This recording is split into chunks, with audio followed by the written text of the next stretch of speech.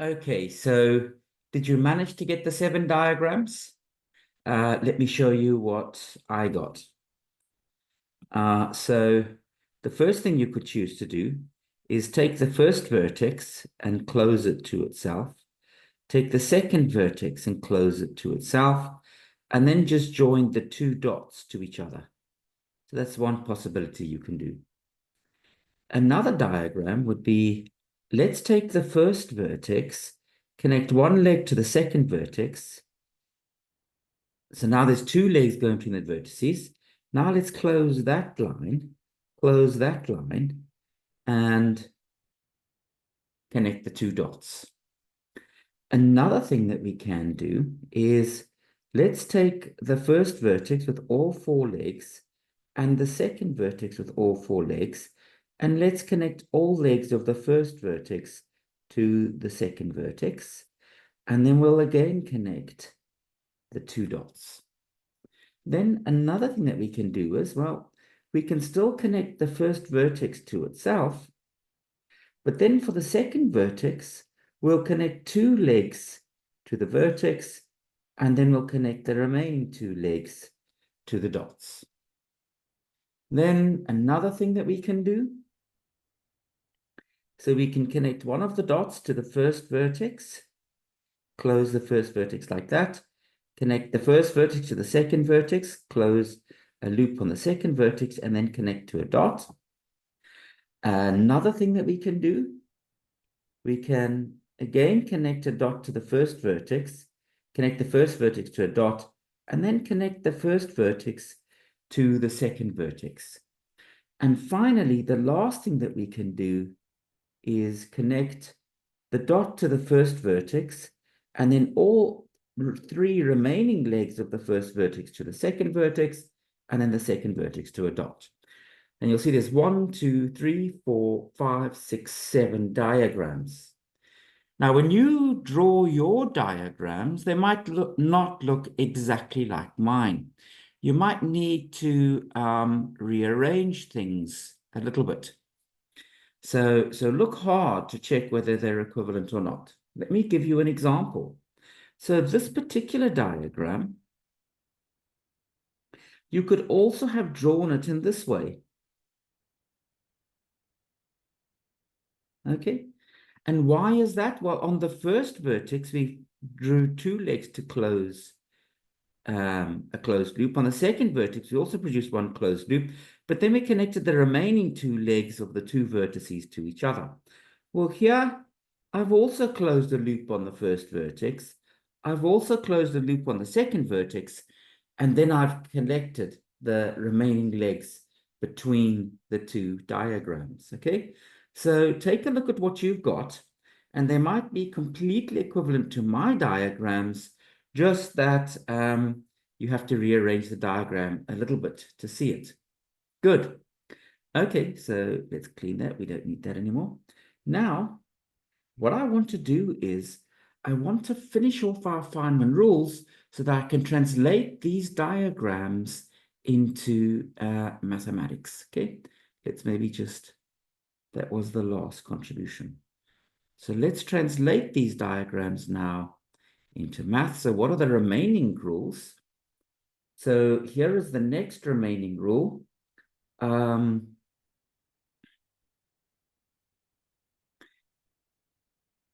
Each line translates into 1 over alpha. So let's practice just counting the number of lines, okay, so that we can see that.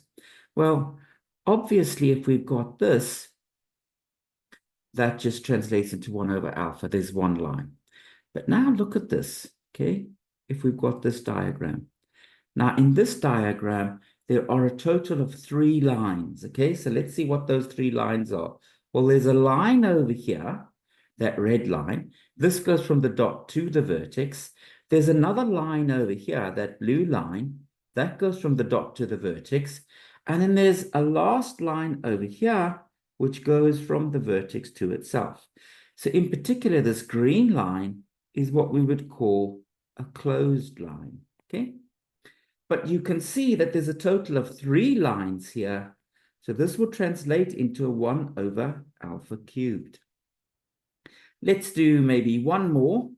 Let's look at this diagram. So we've got that, that, that, that, and then it connects there. So how many lines do we have here? Well, here's 1, 2, 3, 4, 5 lines. Okay, so what does this translate into? 1 over alpha to the 5. So I hope that that's clear now to count how many lines. So good. So each line translates into 1 over alpha. And now I need to start telling you some combinatoric factors. So for each closed line, you get a factor of 1/2. Now, what does a closed line mean?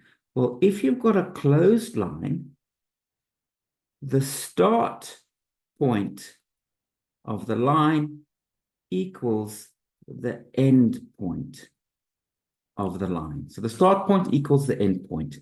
So in particular, this green line over here obviously had the same start point and end point. So that certainly was a closed line. Look at this diagram that I've just ringed in blue. That's got one closed line. So I hope that that's clear. There's one closed line. Look at this diagram here that I've ringed in blue. This has got 1, 2, 3, 4 closed lines. This diagram over here has got 1, 2 closed lines. So where are the 2 closed lines? Well, there's a closed line over here, and there's a closed line over here. This loop in the middle is not one line. So there's one line, that red line there, that's certainly not closed. And then there's a green line over here, and that's certainly not closed. So that diagram has only got 2 closed lines, okay? Good. And this diagram over here has got no closed lines at all. So I hope you can see how I'm counting the closed lines. With a little bit of practice, this will really become second nature to you. So for each closed line, you get a factor of 1/2. Now next, for Q, equivalent lines, you get a factor of 1 over Q factorial. So what do we mean when we talk about an equivalent line? Well, when we've got an equivalent line, it's lines that have the same endpoints. Okay, so if 2 lines are equivalent, they have the same endpoints. So let's take a look at some examples and let's see if we can figure out how many equivalent lines there are. So look at this diagram over here that I've just outlined in blue. That diagram has 2 equivalent lines. Why does it have 2 equivalent lines? Well, this red line over here starts and ends on the vertex, but the green line also starts and ends on the vertex. So the red line and the green line are 2 equivalent lines. Good. In this diagram over here, we've got 4 equivalent lines because the red line has the same start and end point as the green line, which has the same start and end point as the yellow line, which has the same start and end point as the purple line. So those 4 lines all have the same start and end points. There's a total of 4 equivalent lines in that diagram. Good. And now let's look at this diagram. How many equivalent lines in this diagram? Well, only 2, because that line has the same start and end point as that line. So that would be two equivalent lines. Okay, good. Okay, as I said, you'll soon get the hang of it when we use these rules in practice. Next, for Q equivalent diagrams, you'll get a factor of 1 over Q factorial. So let's take a look. The only case where we have equivalent diagrams is in this diagram over here. And what you can see is this diagram is equivalent to that diagram. So here we have two equivalent diagrams. We would get a factor of 1 over 2 factorial for those two equivalent diagrams. Good. And then there's just one more rule that we need. And this one says for Q equivalent vertices, we get 1 over Q factorial. Good. Okay, so this, in fact, is the complete set of Feynman rules for this theory. And a lot of what we're going to be doing in the rest of this lecture is using these Feynman rules to reproduce correlator calculations so that you get used to studying, you get used to using these rules. Before we do that, let's just do a few examples that I think are instructive, okay? So let's look at this diagram. So let's look at this one. Okay. So let's go through the rules. So first of all, the first Feynman rule said each line we should translate into a 1 over alpha. And oh, I didn't tell you the rule for the vertex. Sorry. This is not a complete set of Feynman rules yet. Let me complete it. So there's also a rule for the vertex.